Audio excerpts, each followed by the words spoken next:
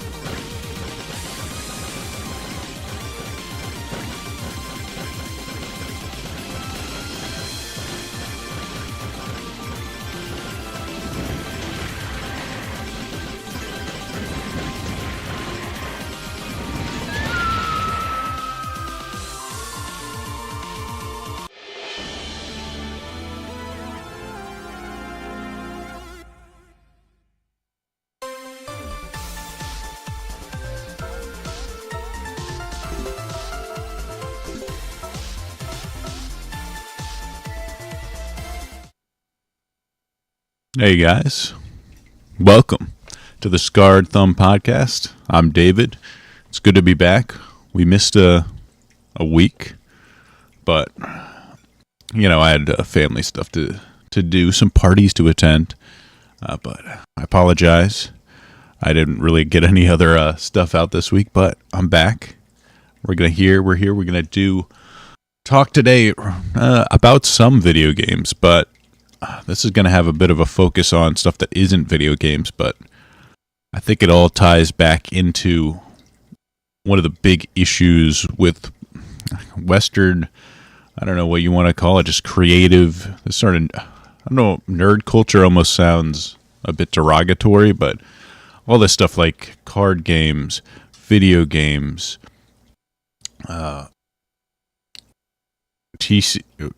comic books, all of this, and even like in a larger corporate sense, all of it seems kind of like it's sick.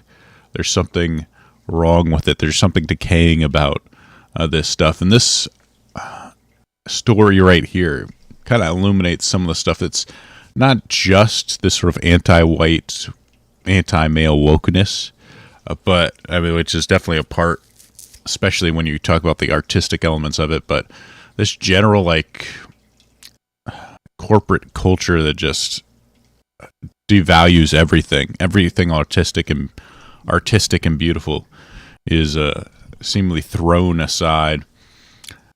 This was a really interesting article by Wargamer. The investor lawsuit claims Hasbro overprinted MTG cards as a cash cow to plug revenue gaps elsewhere. So I used to play Magic the Gathering back in the early 2000s with friends at college. I really enjoyed the game. I think it's, as a card game, mechanically the best I've played personally.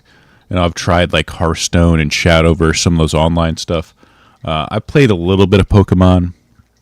Never tried, Yu-Gi-Oh or anything beyond that. But what I really like is, one, the deck building's extremely flexible. Two, the fact that you can interact with people on their turn with like instances, so you can like prevent them from doing stuff. I think that level of interaction, it doesn't happen on stuff like Hearthstone and Shadowverse, at least not unless they've changed since I played. I like the fact that it's not just like I'm playing my game plan and you're playing your game plan, and we'll see who gets there first. The fact that you can actively stop people, you can destroy their monsters. It feels bad, which I think is why some of the other games don't do it. When you like go to lay your big creature and then a guy just turns 2 mana and stops you, it's that sucks. So people don't like that, but I think it's really important for the sort of longevity and the depth of the game that you can do that. Let's see, how's it going? Oh, by the way, hello X-Runner, hello Silver Bishop. Good morning, Deborah. Good to see you. I see they changed the mod to like a little shield now. Everything creative in corporate hands decays. That's a consequence of greed is good and everybody covering their own ass. Yeah, exactly. It's everyone just, I think one of the big issues with this is like these CEOs just go from company to company to company.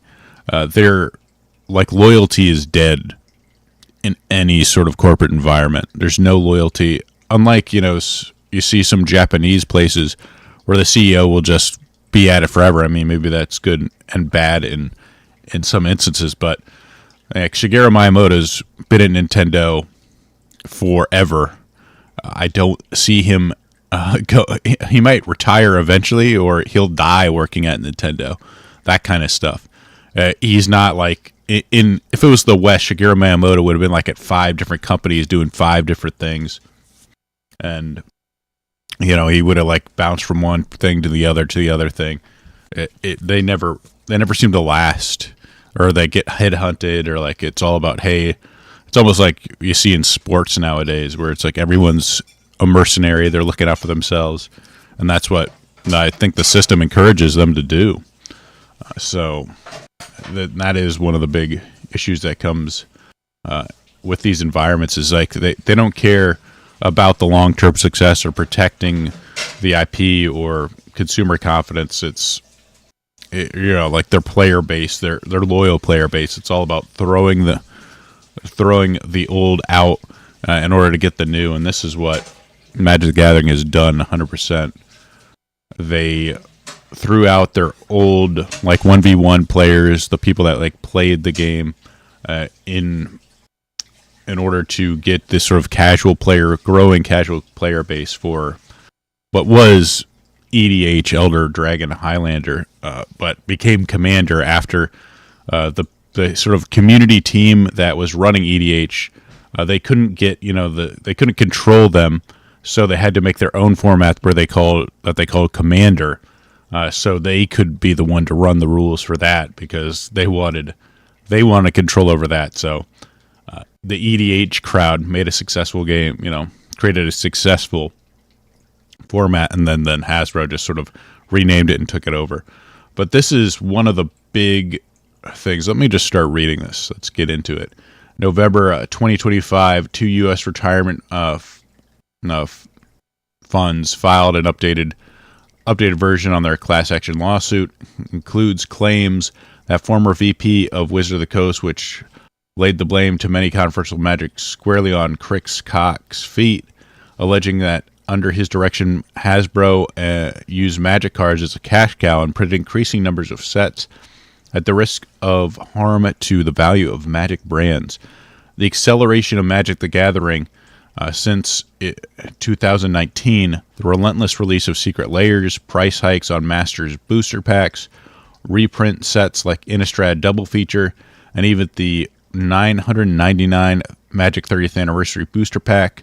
Lawsuits claim that they're all a result of a strategy that Cox allegedly promoted of parachuting in rapidly manufactured, and this is the big point, this parachuting in rapidly manufactured MTG sets to cover for lower than expected revenues elsewhere in Hasbro. So, retirement, exactly, boom. The boomers are mad that basically Hasbro is trying to destroy the value of Magic cards. But this is the big thing, is they're parachuting in rapidly manufactured MTG sets to cover for lower expected revenues elsewhere in Magic. And the lawsuit, I'm not that interested in. It's really the information that they're making known, and that like some of these former employees have basically spilt the beans on what they were doing. And like I said, I played 20 years ago. I have like a bunch of cards that are 20 years old. None of those cards are worth any more than they were 20 years ago. And with inflation, so they're worth less. My collection is worth far less now than it was 20 years ago. And that's an insane thing for any sort of collectible card game, or trading card game. If I was collecting Pokemon cards 20 years ago, they would be worth an insane amount. My collection would be worth an insane amount of money. Even, heavily played, if I was playing at the time, they'd still be worth a ton. But because it's Magic the Gathering, and because they continue to do this, they don't give a crap about their player base. It's all about how do I make up for lower than expected revenues in other endeavors to make our numbers look good. That all of their card values have been totally drained away outside of the sort of reserve lists that they made, pre all this stuff. We're like, hey, we'll never reprint them. You can be confident in that, and they haven't. I mean, they tried to with this 99 Magic 30th Anniversary. They made sort of expensive proxies, but that's it. So this lawsuit alleges that Hasbro printed an ever greater number of Magic sets, and this also ties in, like the secret layers tie into the sort of Fortnite-ification of everything, where they constantly putting out these products that have ties into different IPs, where they just stick on an existing card. It's not a unique card. They're not making their own thing, which is, a lot of us back in the day thought, oh, would it be cool if they made a lot of fan artworks, if they made, this sort of character. What if Link was a Magic card, and then people would try and make up their own mechanics for it that kind of fit in. Like this isn't what they're doing. They're basically just saying, it's Link's a knight, right? So let's just put it on, this knight card and then call it a day. So I guess it can be fit into their other stuff and be playable, but it just continually lowering the value of these cards that are popular, because you want it also tying into popular cards, so it's more people will buy it. Like, oh, this seems like a good deal because this card is pretty useful, so I might buy this. So they just continue to bait people to buy in inferior products. So print ever greater number of Magic sets. The purpose of generating short-term cash to make revenue shortfalls elsewhere in the company. The suits and directory section claims that was known internally that this parachute strategy and allegedly involved releasing Magic sets that could be thrown together at a low cost. And this just pisses me off so much.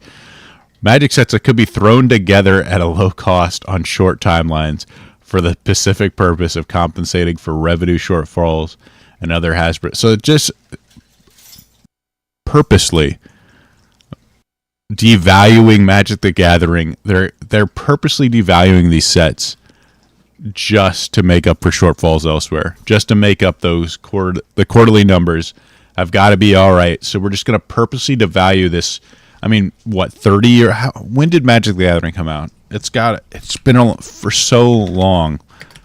Magic the Gathering release. What would the first set release date? So when was the first set released? 1993. So at this point, 40 years old. No, I just had its 30th anniversary. Sorry, 30 years old. Let me do math right. So it's over 30 years old. And right now, there's some guy in 2016. Well, it wasn't quite 30 years old. It was close to 20 years old. Like, you know what? Let's just destroy this. Let's just destroy this IP to make up for our numbers. Why not? Why not? And this is why you have stuff like Pokemon just going crazy. It's so funny when I look. I'm in stores a lot because of my job, and Pokemon, the second it goes out, it won't last a few hours. It's gone. One Piece, same thing. Won't last a few hours. It's so popular right now. Everyone wants to buy it. There's tons of scalping. Whether that's good or bad, irrelevant to this thing. Magic the Gathering will stay on the shelves. I mean, people will still buy it. It's still making money.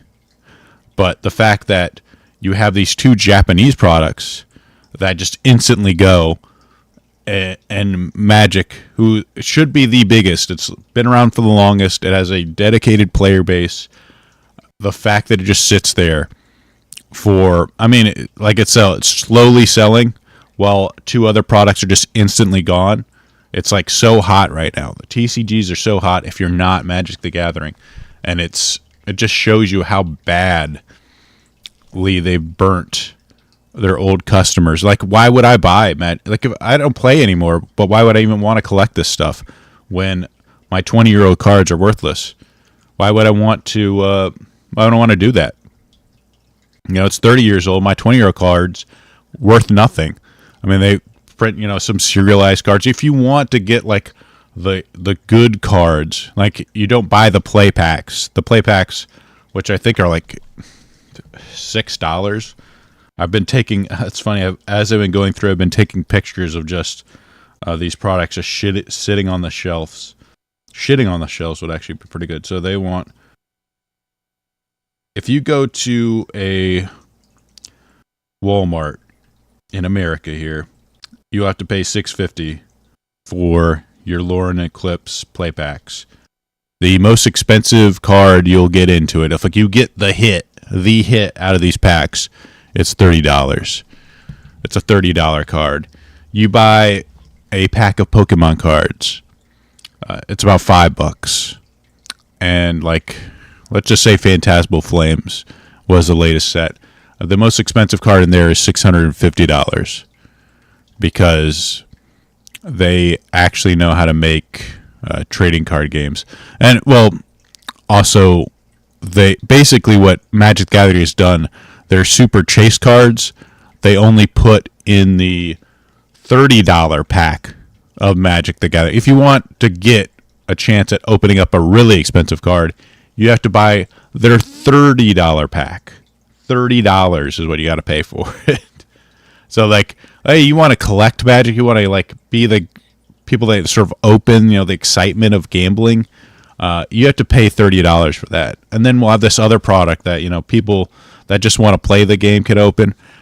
In some ways, it seems like a good idea, but at the same time, they've just removed any excitement out of the regular play pack. And even their collector's boxes don't really move that fast because they're $30. They don't make a lot of them, and they're $30. I mean, outside of that Final Fantasy, which was incredibly popular, which ironically a Japanese IP. Wow, it's just everywhere I look. I'm like, Japanese IPs are killing American IPs, and of course it's because there's that anti-white element in all the shit that they make. I mean, I put it on the thumbnail. You know, the sort of race-swapped Aragon with the white girl, you know, with his white wife. It's just, you see that and you want to vomit. They just do that stuff constantly. But it's also this sort of leadership. Like, hey, your card values? Nah, who gives a shit about that?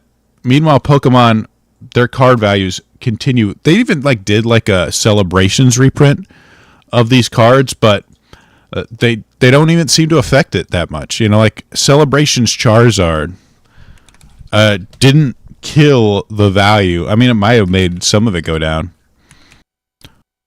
Of the holographic Charizard, which is sort of like the sort of holy grail. Well, it's not like the holy grail, but it is one of the sort of, I think like the really like holy grail is that like Illustrator Pikachu or something like that. But when you look at this stuff, you see, let's see, like 2021 Celebrations here, TCG player, bring it up on the screen. It's only $190, so it's not like it's expensive. I mean, that's pretty crazy for a card. I mean, just look at this graph go up too. I mean, the collectors appreciate this stuff because they know Pokemon isn't going to annihilate its value for, you know, a cheap quarterly gain. And it was only one set. You know, they only did this in one set. If this was Magic the Gathering, this card would have been reprinted like 7 times by now since it came out. If it was Magic the Gathering, that's what they would have done. The Japanese just seem to understand that they have some sort of loyalty. I don't even get it. I just don't get it. Like, Japanese want to make money, and Pokemon cards are making more money than ever.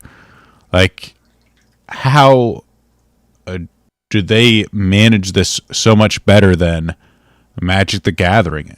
It boggles my mind. Are these people just... I think it's just the American corporate environment really encourage sociopaths to that's what they have people that's who can actually go up the corporate ladder, is people that have like zero morals. But it's even like long term, like if you wanted to make more money, why wouldn't you do what Pokemon's doing? Like it's just wrong on every level. Like, they do the short-term thing and just totally destroy the future profits. I think that's why you've seen a lot of other card games come out. Even in the D&D space, you've seen a lot of tabletop games come forth. I mean, one, it is definitely the sort of wokeness and the product. I mean, even look at this artwork. What is this? You just see the sort of Western stuff, and it's got like a black woman right in the front of the picture. Like, whoa, check out this new IP. Like, no, actually I don't. Oh, Double Masters. Whoa, who's on the front? It's a black girl. It's fucking ridiculous. Every freaking... Why would you put this creature? It doesn't... Maybe it is a girl. I don't know. It doesn't even look human. But, like, this is what they're doing. Like, even on their new... Magic the Gathering, to see Marvel Heroes. No, Marvel Heroes. Magic Gathering. MTG. Let's see. Oh, let's see. Who's on the cover of this? Let me see if I can get images of the booster bundle. Damn, that's not a good image. Darn it. Let me see.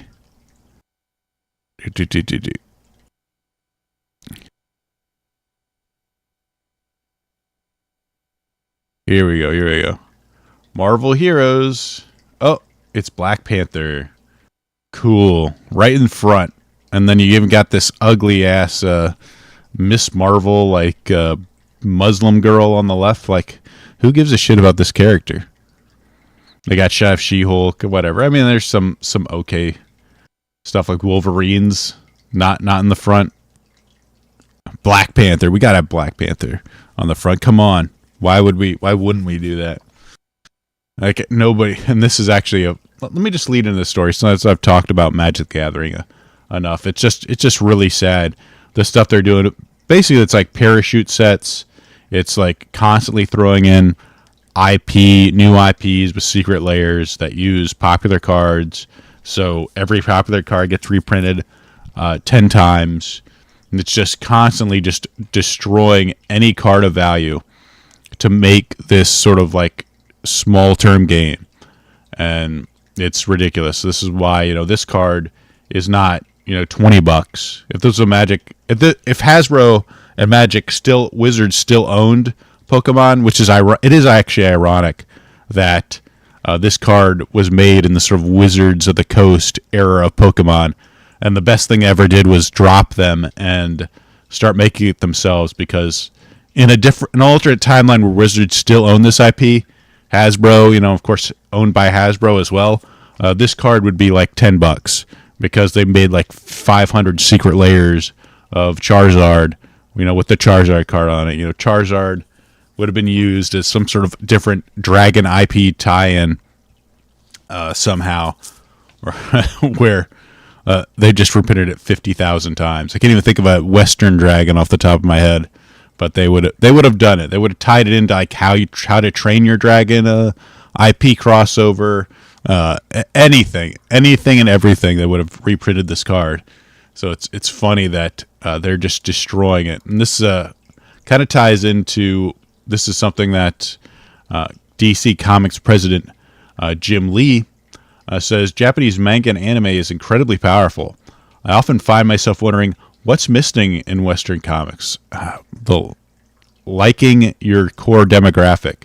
That's what's missing, actually. Like not hating white men who actually buy your stuff is the first thing I would say is missing from Western comics. If every artist you employ has this sort of like deep-seated loathing, or if you have a white guy that's making comics, he has this sort of guilt related to being white and being male, and sort of like male desires, then it's going to affect his art. It's impossible for it not to. And why aren't they able to achieve the same flavor? And this is exactly it. The West, especially in the creative class, hate white men. They hate heterosexuality. They hate the fact that they're white. They hate the fact that they're American, which is why, like, Superman is supposed to be the sort of symbol of American, like, freedom and, what it can do, what Americans can do.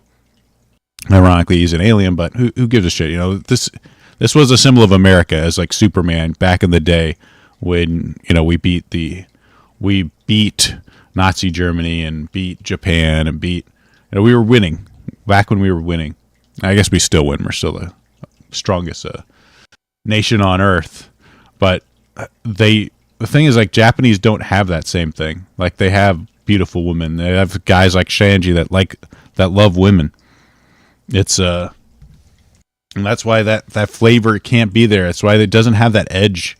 Nothing in Western media has that same edge anymore, because they've sort of lost the sort of love of really just life in general. Because, I mean, the sort of relationships between, like, men and women are one of the sort of spices of life. And they don't want to have that kind of stuff in their comics anymore, where it's like men pursuing women or women wanting to be pursued by men. It's always got to have, like, this girl boss shit or this sort of nihilism that sort of permeates so much of the stuff. Like, even like stuff like Invincible, which was like a really popular sort of Western superhero IP. It's like a twist on like a DC Comics. Even that has a lot of. I don't really watch. I've watched a few clips of it, but it always just seems to have permeated with this sort of like nihilism and this sort of darkness, and that just doesn't appeal to me. It's just not the same. When you watch anime, and I'm not super big on the sort of shonens like One Piece and DBZ. They're cool enough, and I've watched quite a bit of them. But and even stuff like Jujutsu Kaisen, I think, like, got a little. It started really fun and then got really dark. in like the second season. I haven't watched the third season yet. It's getting a little too depressing for me to enjoy. But you get so many different things, and now it's what they want to do in these DC comics and like Marvel comics. They just want to release the same freaking people over and over again. It's like, here you go. It's like, oh, Black Panther. You want some more Black Panther? You want some more Wolverine? There's a super. I don't think you'll see some of these clips like that show up. Oh, I moved my thing. I don't know what I did there. You'll see these like clips and like these stories, and like these stories are awful. It's like just these weird stuff. Like, here's an alternate universe for Cyclops. The Maker, which is like evil Reed Richards, sticks like Cyclops' severed head into like a Sentinel, and then like Wolverine like puts him out of his misery or some shit. Like, oh, this sounds really fun. Let me get right on watching that. I'll definitely pick up a comic book and see that. What an interesting story. No thanks, actually.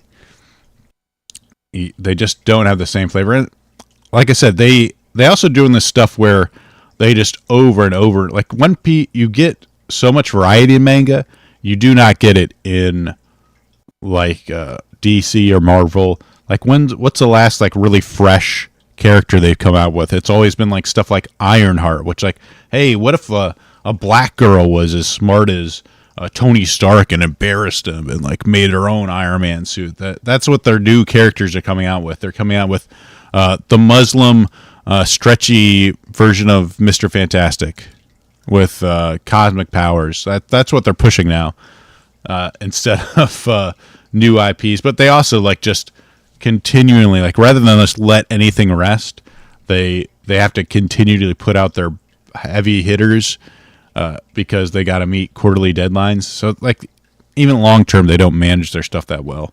It's just they keep retelling the same story, or like redoing IPs in a different universe. Meanwhile, they continue, I guess, kind of like leadership in these places a lot of times, where One Piece will continue to have the same guy doing the same thing for like 30 years.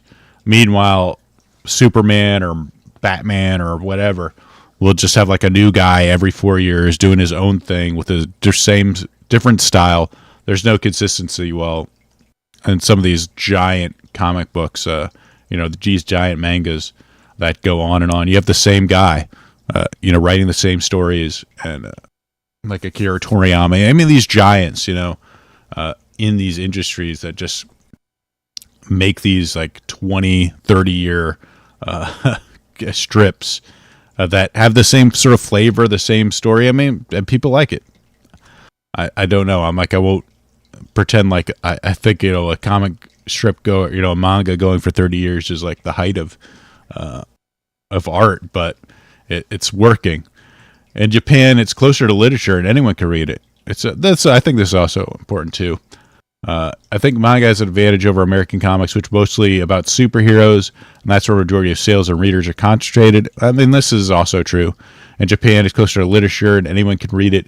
It's not just about hero stories. There's a much wider range of genres, like stories about cooking, soccer. You can draw stories from that. I'm so very happy that manga has been successful because it gives me a goal to aim for. Yeah. Good luck, Jim Lee. Good luck. And that's true. They just seem to have a lot more variety. And you could kind of make comics that as well. I don't understand why you couldn't, but for some reason I guess it's just they always want to go with what works, and they never want to expand on it. But I mean, hopefully, maybe manga success will open the door for them to sort of imitate it, where you could make cooking stories, cooking comics, the same way you could make these slice of life or like sports comics, that kind of stuff. I could see that being a thing, and that might be good, but it's sad to see, because I mean, overall, like, actually, let me preface, I do want these people to fail because they're making anti-white trash, but I don't want American art to constantly be inferior to Japanese art. I'm a nationalist in the fact that I want America to succeed, but when it's, it's oh shit, let me bring this up. Let me bring this up here. When it's this shit, I want this to just go away and never come back. This can die.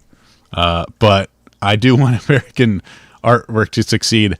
I just never want to see this ever again. This is retarded. This is just total garbage where you take a hero that's white and just turn him black. And but yeah, that's super cool. Let's just take one of the main characters from a Tolkien novel and make him black. That's great. That can die. But so I guess you need to have I don't even know how to sum this up. There needs to be a revival from an alternate source, it seems, because so much of it's corrupt. Now let's move on to, here's another Western creative crying about stuff. And I think this guy is, to preface this, I think he's talking about High Guard, which maybe some of his friends are involved, but started at a peak of 100,000. Now its peak is like 13,000. It's just, which I mean happens for live service games. Usually it doesn't happen within 24 hours. But and I'll talk about that a little bit later. But I just want to preface this. I think this is what he's talking about. So this is one of the devs at Lauren Games, made the very popular Baldur's Gate 3. I don't like people shitting on things others have creative. Putting something out to the world makes you vulnerable, and that alone deserves respect. Even if you dislike the creation, it's easy to destroy things. It's not hard to build them. The best critics understand this. Even when they're being critical, they do their best not to be hurtful. This seems gay. There's no other way to describe that. They do their best not to be hurtful is retarded. I think, best critics can point things, whether things are good and bad, and be a little bit classy about it, I guess, respectful. I don't think there's any issue with criticizing stuff and being respectful, but this idea of not being hurtful, I mean, you can point out this is bad, this isn't good, this mechanic is shit, or this art, I mean, I guess calling it shit, but it's not fun. But the idea of it being hurtful, if you point out clear flaws and you don't go out of your way for ad hominem, calling it stupid, or this or that guy an idiot, I don't see the issue. But this idea of not being hurtful, that's so dumb. That's such a dumb standard, and it's really feminine, and it's completely subjective on what's hurtful or not. Because I mean, anytime you put something out and you work for 100, if not thousands. I mean, these games probably take thousands of hours of dedication to put out. I mean, any strict criticism is going to be hurtful to a sense. I mean, you're so attached to it. How could you possibly give it valid criticism, truthful criticism, without being hurtful? It makes no sense. And then he goes on this thread, because he deletes some of it. There's plenty of games I genuinely don't like playing, and there are many I know that are made for the wrong reasons. However, it's incredibly rare for one to be made without there being someone behind it that truly cared about what they were making and putting part of themselves in it. And this is true. And even stuff like Magic the Gathering, there's plenty of people that are openly and honestly trying to make stuff that people like. Even in comic books, there's people like that. But because of their ideology, the stuff behind it, they end up making stuff that is not good. It's just their own guilt, their own sort of hatred for maybe their dads or something else, just it bleeds through. And there is an entire system that's been constructed since 1965 in the Civil Rights Act to keep men out of these positions to actually make stuff too. So I mean, that's another factor in it. But yeah, there's people that are competent, that are making stuff, that care about it 100%. That's not enough. The end result has to be good. whether or not they care about it is largely irrelevant. I mean, I guess you could say like, hey, they cared like Metroid Prime 4. I'm sure a lot of people that are making it cared about it. They wanted to make it as best as possible. The result wasn't good, and it didn't live up to what you'd expect from the game. How can you do that? I'm sure the people that made Pokemon Legends ZA, really cared about it, wanted to make it as good as possible. But the budget that Pokemon, the Game Freak or Nintendo or whoever is in charge of it, remember saying the Pokemon company said, hey, we're not actually in charge of the Pokemon games. That's Game Freak and Nintendo. Whoever decided that the budget was going to be 20 million is the one at fault here, not necessarily Game Freak or whoever decided that at the top. It's not the devs' fault. They did what they could with that budget and that timeline. I get it, but that doesn't make it a good game, and that doesn't mean you shouldn't criticize the hell out of it for looking like crap and just not the animations being cheap. It just doesn't live up to what you expect for the biggest IP in the world to put out. One of the best reviews I ever knew refused to review a game he considers failures, which makes it, which is just dumb. I mean, one, there's so much to be learned from failures. If you want to know how to make a game good, it's pretty useful to see like what doesn't work as well. He believed that developers deserved the chance to try again. He knew that every failed attempt could be what enabled the sure, every failed attempt enables the next great one. That how does criticizing this stuff stop them from making it again? It's just like, oh, one bad game and you're just blacklisted? I don't think so.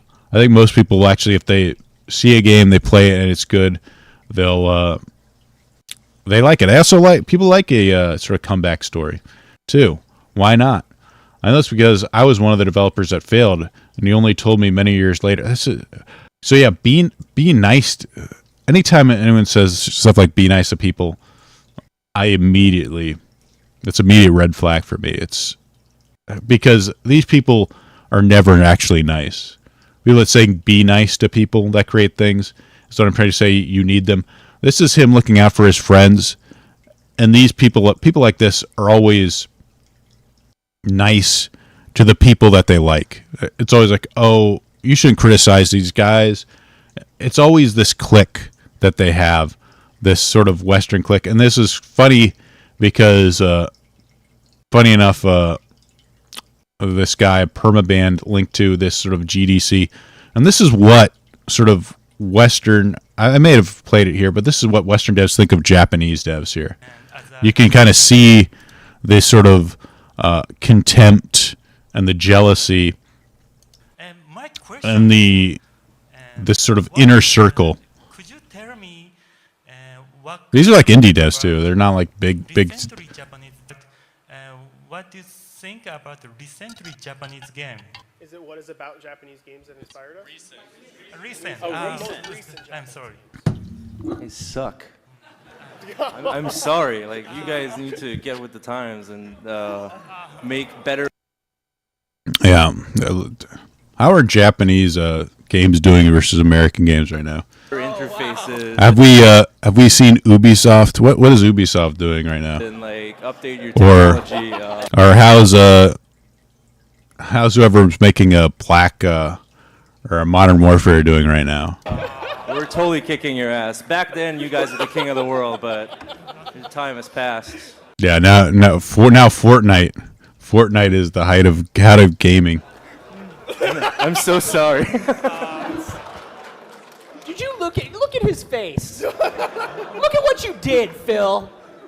I have a more specific game design comment that is So hateful. in, Swoop in and be constructive. no, this is well, I mean, I don't like Japanese games either. Jonathan Blow. I don't like Japanese games either.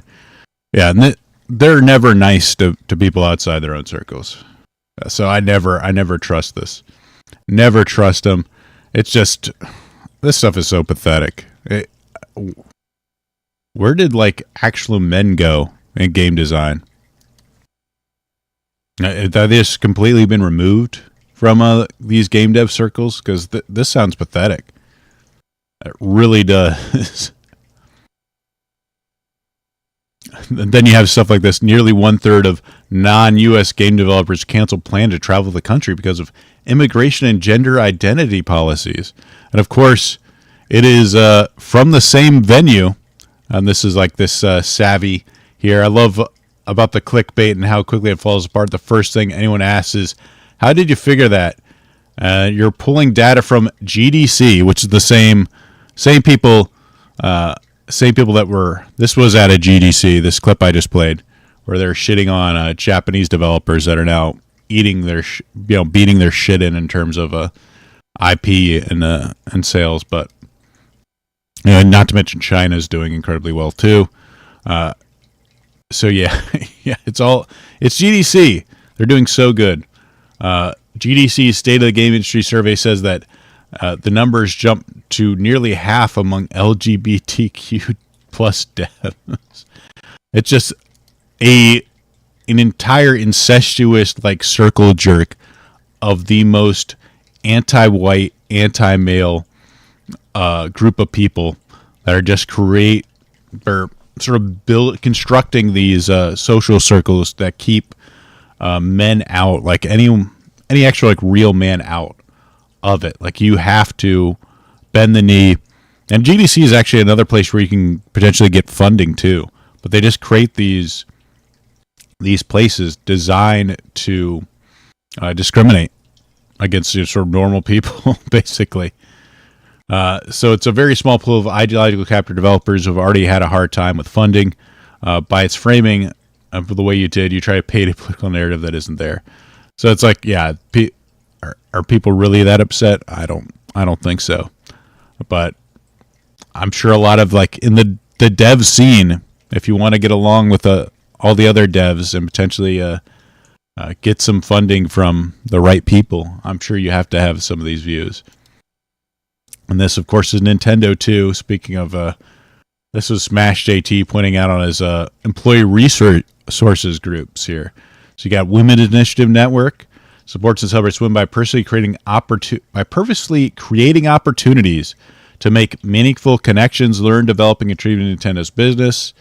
We have Rainbow promoting communities and celebrating the stories and experience of LGBTQ employees and customers. Ooh. You have Band, Blacks at Nintendo Dialogue, highlighting the African American experience in fostering employee engagement, learning, and community support. Oh, very interesting. API, creating opportunities to learn from one another, celebrating multicultural API perspectives, and find methods to contribute to the business. You'll notice missing in these things is nothing specifically mentioning white people. Where's the one for white man? Nintendo, let's see, employee resource. I wonder what the other things are. Resource groups. Maybe I can bring this up.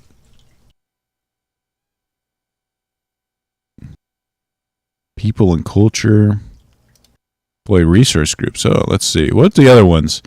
This is Enable, encouraging and supporting and advocating for the disabled community within Nintendo. Okay, so disabled people, you can get support too. What is this?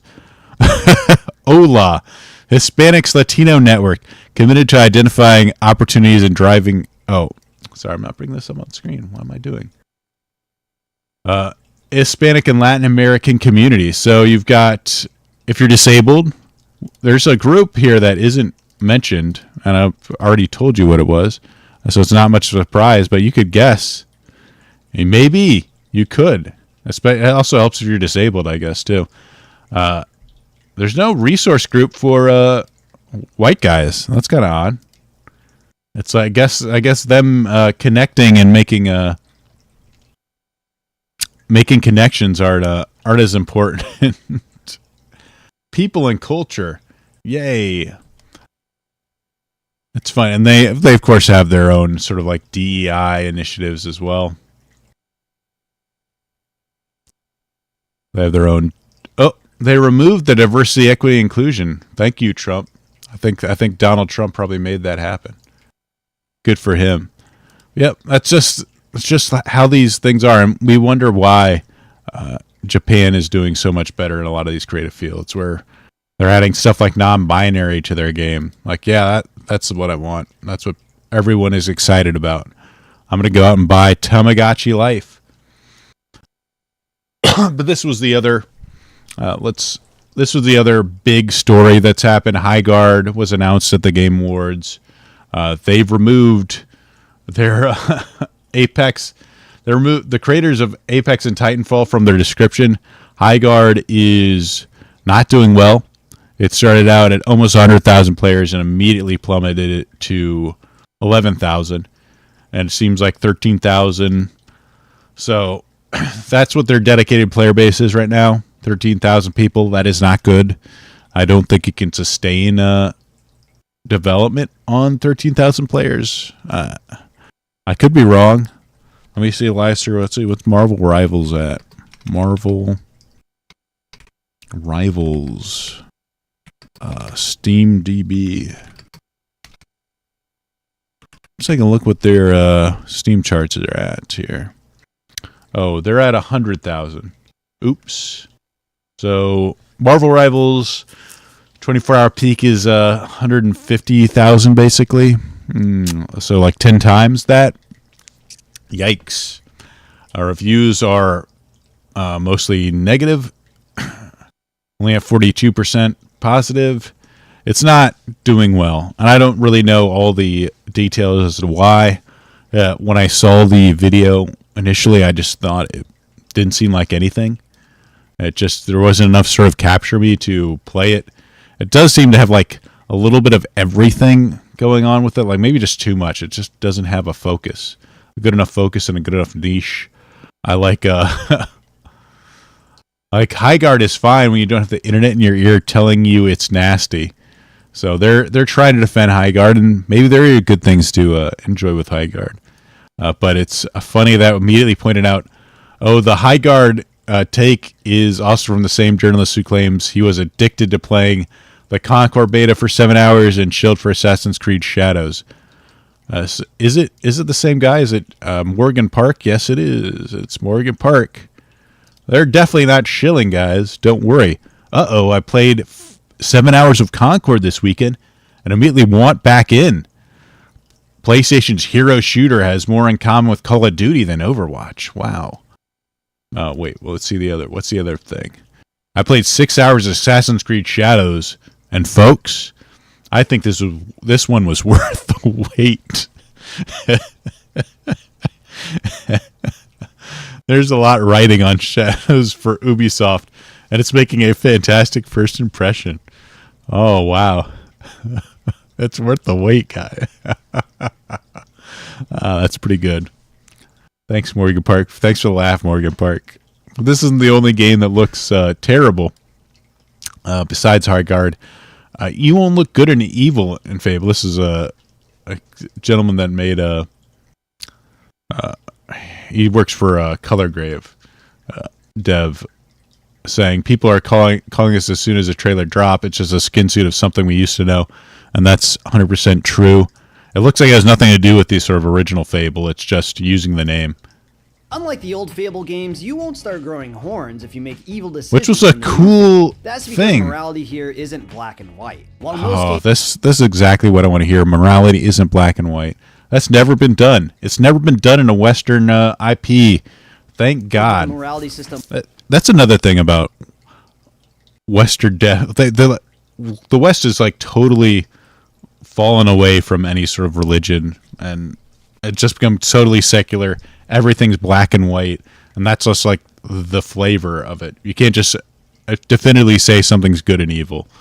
Boil decisions down to bad or good. Fable's definition. We don't want it to be binary. Differs across all 1,000 NPCs in the game. Wow. Every single one of them has been designed to have different personalities, worldviews, and what they view as right and wrong. For instance, you could turn into a greedy, rich asshole landlord, and a lot of townsfolk will think you're evil. Yeah, we get it. You're rich. But there could be others that don't think it's too.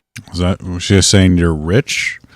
It's supposed to be evil, I guess. Bad. Playground Games chief Ralph Fulton told us that the NPCs serve as a, quote, sort of Greek chorus if you like, reflecting your choices and your morality back at you. Furthermore, they wanted your reputation to be based on your actions, not what you look like. Previously, if you were acting evil, everyone would immediately treat you as a villain because you look that way, even if they didn't know what you've done. But in the new Fable, if you're acting like a twat in one town but head over to a new town where no one knows you yet, you can redefine yourself to the townsfolk there. Kind of like moving to a new school and starting with a clean Kind of like a certain tribe that goes to different countries after they and get kicked out of them. slate. But There's probably going to be some objectively evil actions that all of the townsfolk will react negatively to, but the important thing to note here is that as long as the NPC hasn't heard about your evil deeds yet, they'll treat you just fine. What are your thoughts about these changes in Fable? I think they suck. That's what I think. But that's just my opinion. I hate this stuff on a totally like. If you in a vacuum, it sounds like an interesting idea. Oh, like I could be evil here, but then go to another thing. I could totally see that being a cool idea. It's so overdone at this point. Like morality being gray is so overdone. I think that's why so many people like gravitate to like Freerin and kind of stuff where it's like, yeah, demons are evil, they're irredeemable, they just need to be killed. That's the only good solution for it. People are like, wow, that's so normal. That's so novel at this point that we don't like make demons misunderstood. They're just genuinely evil creatures. Wow, you never see this in America or in the Western scene because orcs, which were an evil race. No, that's kind of anti-black, I guess. So they're not even a race anymore. They're a tribe because race is a bad word. So we need to make it so like they're like kind of like Indians and Mexicans, but also kind of black coded. Everything's just a fucking mishmash of crap. There's nothing. There's no like definitive like black and white. There's no bold colors. There's no bold directions. It's all just gray. It's all just gray shit. And people are just sick of it. I'm sick of it. And then this stuff, holy shit! When I saw this, I'm like, this looks so bad. Fable is trying out something never before seen in a AAA game: mockumentary-style interviews. I'm here Never before seen, and I hope never seen again. to conquer the vegetable, not a euphemism. It was used in one of Not a euphemism. What? the first Fable trailers, and fans thought the scenes were made just for the trailer, but it turns out these office-style cutaways are in the full game. In case you didn't know, Fable is very British, and the new game is very much inspired by comedies from the UK, even bringing in actors like Richard Ayoade from the IT Crowd and Matt King from Peep Show, with more British actors yet to be revealed. But they're also mimicking the style of interview scenes popularized by The Office. Playground Games chief Ralph Fulton said, quote, "It allows you a way to really neatly tell a joke or drop a little bit of character detail in a way that would feel really clunky in a dialogue, but suddenly feels entirely natural when you do it." Or you could just have it in text. I don't know. Video games have plenty of ways to explain stuff, clunky stuff. A description of a sword. Maybe everything doesn't have to be about a story, but camera. So yeah, Fable is not your typical fantasy RPG. In fact, the devs are describing it as more of a fairy tale game. what does that mean? A fairy tale game sounds cool, and some of the visuals look kind of neat, but Whimsical, fun, and funny. We'll see this fall if they can pull this it all pres off. the way If you they decide to do see it more from Fable, looks let us awful. know. Fable is This mockumentary style. Why do video games have to try and be television shows now? Anyway, yeah, I'm never playing this game. That looks ridiculous. There's a game that kind of looks interesting, it's really not my thing. RPGs aren't my thing anymore. But this is like a bold and novel thing. Introducing Amelia. This is Knight's Path, one of the female characters you can form a romantic relationship in-game. And it's just straight up a blonde, green-eyed white woman. Which was, how'd you like your video? This is a response to, we represent in RPGs, 10 out of 10 bombshell, naturally beautiful, average/realistic, uglier the better. So Naturally Beautiful seems to have won that. But this sort of Knight's Path, we don't care about. We care about gaming and fun, not modern agendas. In response to, I hope you'll have some LBGQ representation. So they're not putting gay shit in it, which is very good. Knight's Path haters are insane because the implication is literally that everyone needs to have gay representation in it, otherwise it's lacking. On an unrelated note, the average quality of art and media fell off a cliff ever since it became the standard. But gay people are a step too... And this is always the sort of, hey, you can have dragons in your game, but gay people? Like, no, people just don't want... See, having cool stuff... The world is not historical, but a unique, grounded fantasy setting inspired by Holy Roman Empire. For us, low fantasy means the world stays grounded and believable. There will be no elves or dwarves, no horde of orcs threatening kingdoms or wizards. The core of the game remains, or Wizards casting core of the game remains firmly historical in tone, focusing on medieval society shaped by feudal hierarchy, power, politics, intrigue, war, faith, and every hardships and the joys of life. Fantasy elements do exist. They're rare and subtle. Creatures like Wyvern. Did I disconnect? I'm good. All right, let's reconnect. All right. I don't know if there was my OPS studio gave me an error message. Hopefully it didn't mess up anything. So like fantasy elements where they have wyverns, giant snails, inspired by medieval manuscripts and folklore, are treated as unusual, rare parts of the world rather than common sights. Magic where it exists is indirect and ambiguous. Long rituals, superstitions, divination, curses. The fact that may or may not be real magic rather than just flashy and obvious. This is kind of an interesting idea, where it's like low fantasy. But of course the response is, oh, you have a wyvern, but you don't have gay people? Like, yeah. Not having gay people is good. It makes it you don't need gay people in it. I'm sure there were gay people in the medieval times, 100%. You don't need to show it off every time because the average person that's playing your game isn't interested in it. It's just a insanely small percentage of people that would want this. And hey, mod it in. Who gives a shit? But the fact that they're not willing to waste time and resources doing that is very, very fun, very hopeful. And of course, people still want to hate on it. Do you though? This is games use AI. People are trying to accuse them of using AI. This is why I said all developers to never disclose AI usage. Understand that people are retarded. Never admit it. Just say you don't use it. There's really no reason to say it. Steam doesn't care that, and you will never manage to explain this to a sub 70 IQ population. The nuance. So this is AI tools were used only in limited supported capacity during development, primary for tasks such as grammar and spell checking, text refinement, early stage brainstorming. All game content, including game systems, art, dialogue, audio, and narrative, is created manually and edited by the development team. No AI is used to generate in-game content, and nothing is generated dynamically during gameplay. So it's the usual stuff. Like it's used as a tool to sort of like make up ideas for storyboarding. Check grammar and spell checking. That kind of stuff. Nothing actually creatively generated through it. But the second you disclose it, people are like, AI is bad. It's the dumbest thing ever. I hate these people. It's like I get some people don't like AI people using AI to generate actual artwork because it tends to be subpar and it costs less, and you're basically just giving people inferior products while saving money.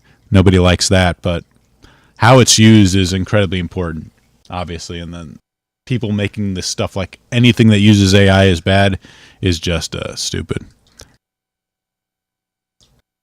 When I work 70 hours. How's it going? Good to see you. Good to see you, sir. Yeah, clean your room. Oh, clean your room before you criticize the world. Good old. That's Jordan B. Peterson wisdom right there. But yeah, good to see you. Have a good one. There we go. My stuff got Let's finish with this. 1 in 10 gamers in Japan. It's not all good in the East though. Let's end up by criticizing them. They faced financial problems due to in-game purchases. 18.8% of those surveys said they regretted spending money on microtransactions in 2025. Yes. Sample of 1,000 Japanese men and women aged 20 to 29 were questioned for the survey. So, I mean, this is a definite issue in Japan. It's not all good. And they're bringing it to, well, I guess microtransactions weren't necessarily invented by Japan, but the gacha games definitely generated in the East. And, yeah, 1 in 10 gamers. I mean, this is something that it's just so common. At some point, there needs to be some responsibility on the part of devs to sort of curb this or make their stuff cheaper. I don't know. But the fact they specifically design these games knowing there's a certain amount of money you have to spend to get all these characters, and once you're hooked and how to keep you hooked, there has to be some responsibility on their part. And I hope the government actually does and force them to take responsibility, because I think that's the only way they will, in order to make sure that people aren't as ruined from these games. Because if you do want to be the sort of best in these games, it requires thousands upon tons of money, hundreds of thousands of dollars probably over a year to get like the max level of everything. And that's, to me, that's insane. Nothing should be designed like that, but they're just designed to take as much money as possible from as many people as possible. And it makes the game shit, to be honest. They're designed poorly because they focus around these transactions. Something needs to be done. But you know what? That's going to be it for the podcast, guys. Thank you for joining me. I really appreciate it. And we will see you next week. We'll be back to the normal schedule. Hopefully there's only a few interruptions per year. But I hope you enjoyed it. And we'll see you all later. I'm hoping next week I can talk about there's like a situation that's already passed, but it's pretty funny. These like mean girls teaming up on the one male content creator and them getting what's coming to them. That's always a good story. And I do want to talk about more about Dawn of War 4. That looks like a really cool game. So we definitely got to get that in there. But I'll see you next week, guys. Goodbye.